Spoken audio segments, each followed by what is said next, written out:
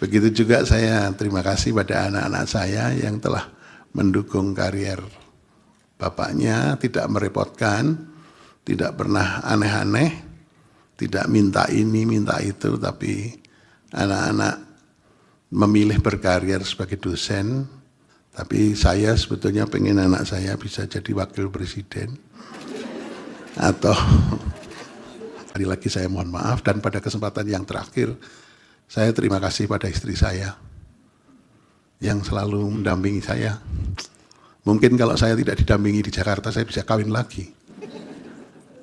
Tapi karena istri saya selalu mengikuti saya terus, ya saya terpaksa menjadi baik.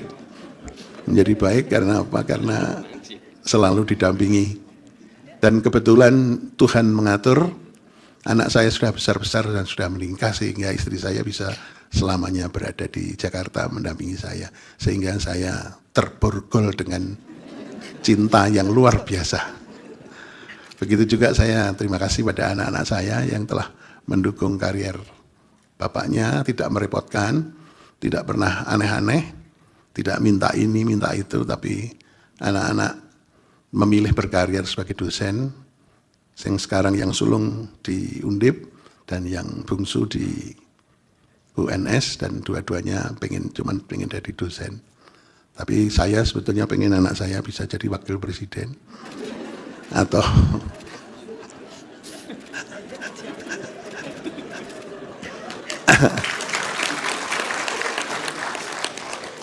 tapi tidak jadi kenyataan itu. Tapi yang lucu, anak saya yang bungsu setelah jadi dosen di UNS, anaknya yang kecil waktu melahirkan itu ada pilihan, bisa melahirkan di Semarang dan bisa melahirkan di Solo. Anak saya Angga mengatakan, "Pak, ini katanya sudah di USG, anak saya laki-laki, berarti cucu bapak nanti laki-laki. Biar lahir di Solo ya, karena kalau lahir di Solo bisa jadi presiden atau wakil presiden," katanya begitu. Karena Solo itu berkahnya Indonesia, katanya begitu. Tapi menjadi presiden atau wakil presiden yang baik. Itu doa saya pada cucu saya yang terakhir yang laki-laki ini. Demikian Bapak Ibu sekalian, karena kalau suasana pidato sedih itu enggak enak. Makanya saya sering bergurau, karena ada 4 macam dosen ini para pers supaya pada tahu. Ya, dosen itu ada 4 macam.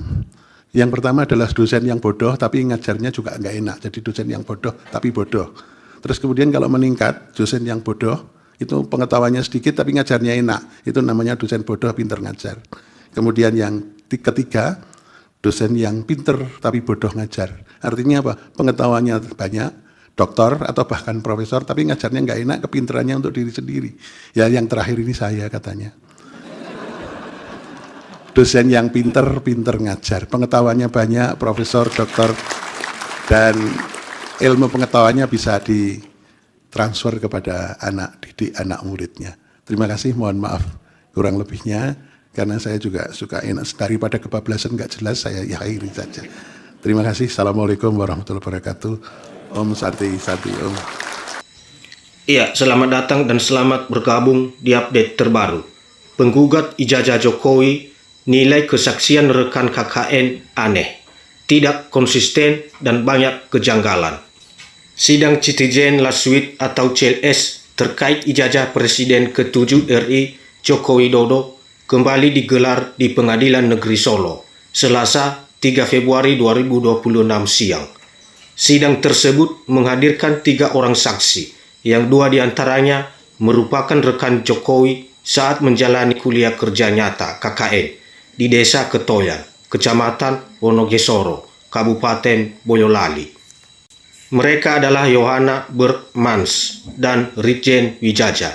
Namun keterangan yang diberikan oleh 3 saksi justru dinilai memiliki sejumlah kejanggalan oleh pihak penggugat, Muhammad Taufik. Dalam pernyataannya, Taufik menilai informasi yang disampaikan para saksi tidak selaras satu sama lain.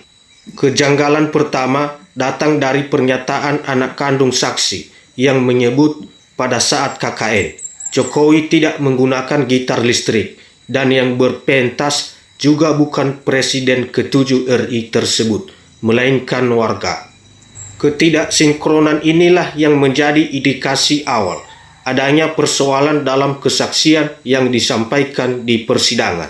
Taufik juga menyoroti ketidaktahuan para saksi terhadap sejumlah hal mendasar di Desa Ketoya. Ia menilai jika benar para saksi tinggal dan melaksanakan KKN di rumah lurah setempat, seharusnya mereka mengenal lingkungan sekitar dengan baik. Selain itu, Taufik juga mempertanyakan pemahaman para saksi mengenai aspek akademik pelaksanaan KKN, termasuk syarat akademik dan sertifikat kelulusan. Menurutnya, hal tersebut semakin memperkuat dugaan adanya kejanggalan dalam kesaksian yang disampaikan. Dalam persidangan, Taufik juga menyoroti jawaban para saksi terkait pandangan mereka terhadap gugatan CLS yang sedang berjalan. Sebagai informasi, Jokowi menjalani KKN di Desa Ketoya, Kecamatan Wonogesoro, Kabupaten Boyolali, Jawa Tengah pada awal tahun 1985 saat masih menjadi mahasiswa Fakultas Kehutanan UGM. Berdasarkan rangkaian kesaksian tersebut, Taufik menyimpulkan bahwa terdapat indikasi perbedaan sosok Joko Widodo yang disebut-sebut pernah mengikuti KKN di Desa Ketoya. Ia juga menyoroti penggunaan nama panggilan Jack yang dinilai janggal. Menurut Taufik, hanya rekan KKN yang mengenal sapaan tersebut, sementara pihak lain tidak.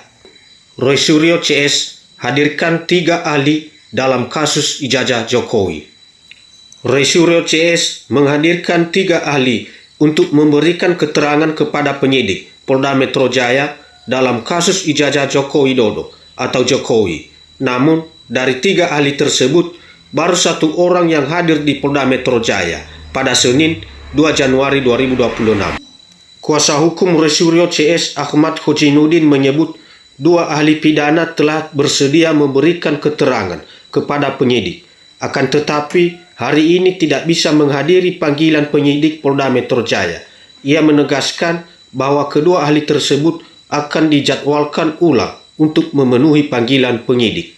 Ada 3 ahli yang sebenarnya sudah dijadwalkan oleh penyidik untuk datang menunggu undang-undang penyidikan, yakni 2 ahli pidana. Pertama, Pak Ganjar Laksamana Bonaprapta dari Universitas Indonesia. Yang kedua, ada juga Pak Asmi Saputra dari Universitas Trisakti, kata Ahmad kepada wartawan Senin 2 Februari 2026. Pak Ganjar itu berhalangan hadir. Nanti akan dijadwalkan ulang dengan penyidik. Kami juga sudah koordinasikan dengan penyidik. Yang kedua, Pak Asmi Saputra sudah mendapatkan surat tugas dari Universitas Trisakti untuk menghadiri pemeriksaan, namun jadwalnya memang masih akan disesuaikan, sambungnya.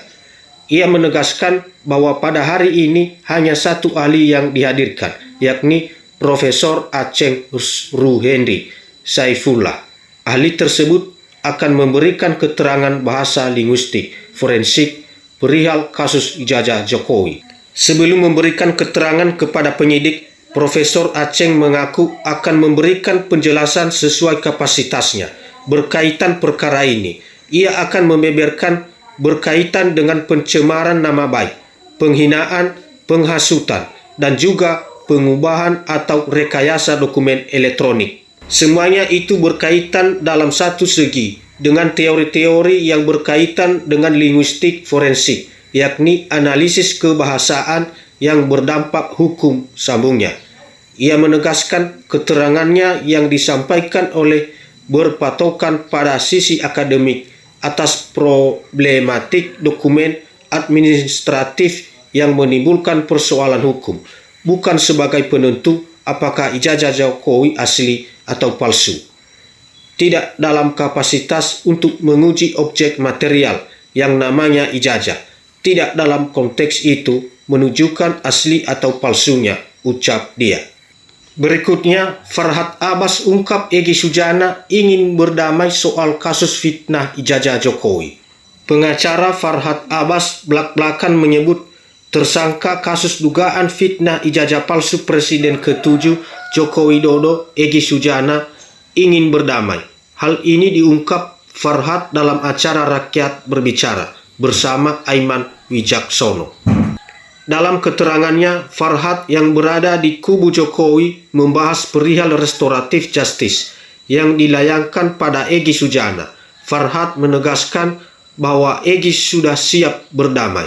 Awalnya Farhad turut menyinggung perihal Rosario CS yang mempermasalahkan keaslian ijazah Jokowi. Ia menegaskan mereka kerap tak menghargai restoratif justice yang dilakukan Egy Sujana. Harusnya teman-teman lawyer ini menghargai restoratif justice. Ini mereka mengejek-ngejek. Ini bagian dari puncak, tambahnya. Farhad mengatakan Jokowi menyampaikan langsung padanya untuk memilih nama-nama yang akan dilakukan restoratif justice. Ia mengatakan Jokowi menyebut nama Dr. Tifa untuk mendapat restoratif justice.